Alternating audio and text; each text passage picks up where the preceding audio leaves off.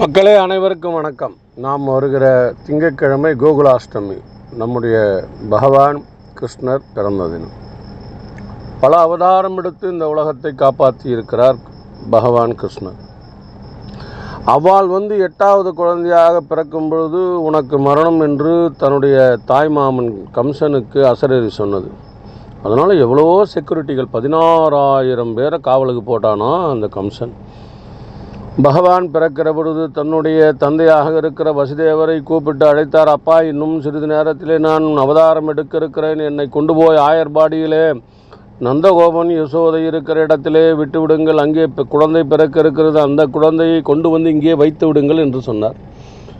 அதன்படியே வசுதேவர் குழந்தை பிறந்தவுடன் அந்த 16,000 பேருடைய அந்த நினைவாற்றலையும் பகவான் பிடுங்கிட்டார். எல்லாரும் செயலிழந்து போனார்கள். காவேரி, அந்த கோவேரி கழுதை கத்துறா மாதிரி வச்சிருந்தார்.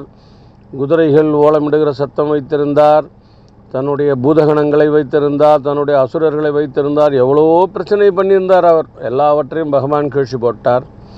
தன்னுடைய தந்தையாக இருக்கிற வசுதேவருக்கு மிகப்பெரிய கூடை எங்கே இருக்கிறது, அந்த கூடையில் என்னை வையுங்கள் என்று குழந்தை பிறக்கும்போதே பேசின முதல் குழந்தை பகவான் கிருஷ்ணர் தான். அப்படி அந்த குழந்தை பிறந்தது. குழந்தையை தலையிலே தூக்கி கொண்டு வெளியே வந்தார். ஒருத்தர் கூட ஏன் எங்கே எடுத்துன்னு போகிறேன்னு சொல்லி எல்லாம் மயக்க நிலையிலே இருக்கிறார்கள். கொண்டு போயிட்டு ஆயர்பாடிக்கு எடுத்துன்னு ஓடுறார். அங்கேருந்து 10 கல் தொலைவு. அங்கே போகும்போது யமுனா நதி கரை புரண்டு ஓடுது. பகவானே நினைச்சார், சென்ற நீர் சென்றது, வந்த நீர் நின்றது. நடுப்புற அழகான வழி இருக்குது. அந்த வழியை நடந்து சென்று அந்த ஆயர்பாடியை அடைந்தார். இன்றைக்கும் மக்களே, நீங்கள் மதுராவுக்கு போனீங்கன்னா அங்கே ஆயர்பாடி, மதுராவிலேருந்து பக்கமே தான் ஆயர்பாடி, ஒரு 8-9 கிலோமீட்டர். அங்கே போனீங்கன்னா இன்றைக்கும் அந்த வீடு இருக்குது. மக்களே, தயவுசெய்து ஒவ்வொரு இந்துவும் போகிற இடம், அந்த இடம் போய் பாருங்கோ. அந்த இடத்திலே கொண்டு போனார். அந்த அம்பாள், நந்தகோபனுடைய மனைவி யசோதை, அந்த குழந்தை பிறந்திருந்தது. குழந்தை பிறந்தான்னா மயக்க நிலையிலே இருப்பார்கள். இந்த கிருஷ்ணரை கொண்டு போய் அந்த அம்மா மயக்க நிலை அடைந்ததும் என்ன குழந்தை பிறந்ததுன்னு தெரியாது உலகத்தில் இருக்கிற எல்லா தாய்மார்களுக்கும். அப்படி மயக்க நிலை அடைந்ததும் அந்த அம்மா கொஞ்சம் நேரம் பொறுத்து தான் கண் விழித்து பார்ப்பார்கள்.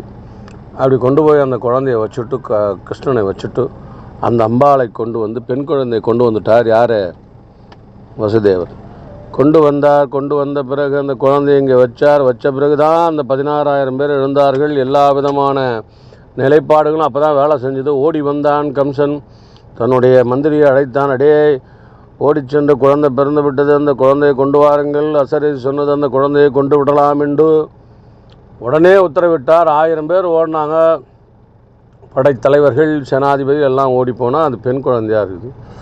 அரசே பெண் குழந்தையாக இருக்கிறது. அசரீரி சொன்னது ஆண் குழந்தை தானே என்று அந்த மந்திரி சொன்னார். ஆண் குழந்தையோ பெண் குழந்தையோ 8வது குழந்தையால் மரணம் என்று சொல்லியிருக்கிறார்கள். இந்த குழந்தையை கொன்றுவிட வேண்டும் என்று தன்னுடைய வாளை உருவி அந்த கழுத்தை அறுக்க போனார். மந்திரி சொன்னார், பகவானே கம்சா, நான் சொல்வதை கேளுங்கள்.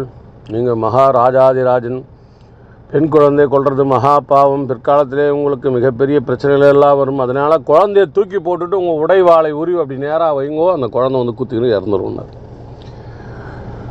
மந்திரி சொல்வது சரியாக இருந்ததுனால் அந்த குழந்தைய கரு என்று சுற்றி மேலே தூக்கி போட்டு அந்த தன்னுடைய உடைவாளை உருவினார். அந்த குழந்தை மேலே போய் சொல்லிச்சு, அடே கம்சா, மான் ருத்ரகாளி, எங்கள் அண்ணா ஆயர்பாடிக்கு சென்று விட்டார். நானே இப்போ நினைத்தால் உன்னை சுக்குநூறாக்கி விடுவேன். உன்னை கிழிச்சி 2ஆக போடுவேன். நீ மகா பாவி. ஆனால் என் அண்ணன் கையால் நீ மரணம் அடையும் என்பதனால உன்னை விட்டுட்டு போகிறேன்டா அப்படின்னு சொல்லிட்டு அந்த தாயார் மகாகாளி மறைஞ்சிட்டா.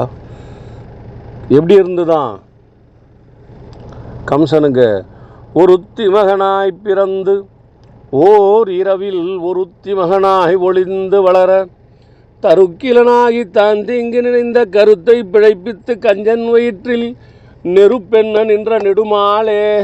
நெருப்பை அள்ளி போட்டா மாதிரி இருந்துதான் கம்சனுக்கு.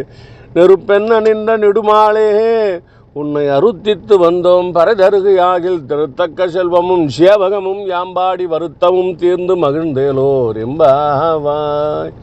அப்படியே அந்த கம்சன் நினச்சானா, அடப்பாவி பிறக்கும் போதே இந்த பிரச்சனை பண்ணிட்டானே, நெருப்பு அள்ளி போட்டா மாதிரி இருந்துதான்.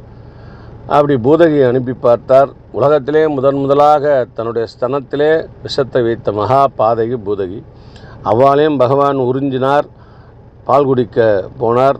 யசோதை கொடுத்தார். ஒன்றும் தெரியாது யசோதைக்கு. ஐயோ பாவம், அழகாக இருக்காளே இவாள் கணவன்கிட்ட சண்டை போட்டு வந்தேன்னு சொன்னால், சரி கவலைப்படாதே. அந்த அம்மா சொன்னார், நீ ஒரு பெண்ணா ஒரு குழந்தைய விற்றுட்டு, ஆண் குழந்தைய விற்றுட்டு கணவன்கிட்ட சண்டை போட்டு வர்றா, இந்தா என் குழந்தைய கொடுக்குறேன், பாலை குடிச்சிட்டு உடனடியாக போய் உங்கள் புருஷங்கிட்ட காலில் விழுந்து மன்னிப்பு கேள்றேன்னு சொன்னார்.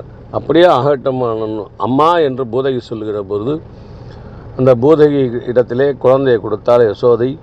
பகவான் சிரித்தார். சின்ன குழந்தை, 15 நாள் தான் ஆகுது குழந்தை பிறந்து. அந்த குழந்தை ஸ்தனத்திலே வைத்து பாலை, அந்த விஷத்தை கொடுத்தால் பகவான் விஷத்தை மட்டும் அறிந்தினார்.